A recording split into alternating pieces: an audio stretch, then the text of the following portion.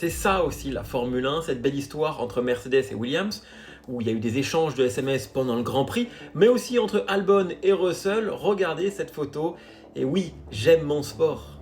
Et j'ai appelé ça le pardon de Williams à Mercedes. En fait, Toto Wolff, qui est donc le patron de Mercedes, a révélé qu'il y avait eu un échange de SMS pendant le Grand Prix de Monaco avec James Wolff, le boss de Williams. Et en fait, ce dernier, il s'est excusé du fait que Williams bloquait les deux Mercedes pour sa propre stratégie.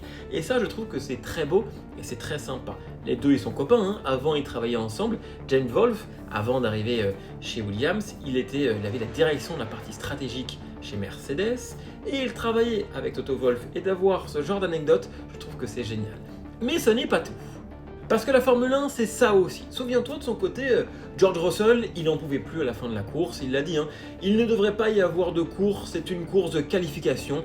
On en fait une le samedi, une le dimanche. Et en fait, il a été bloqué par Alex Albon pendant le Grand Prix de Monaco.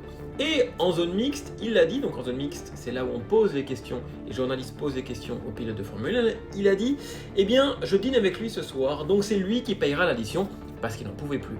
Et bah regardez, qui a payé le soir même? Le Thaïlandais a partagé cette photo et c'est lui qui a invité son pote britannique. Les deux, ils sont copains.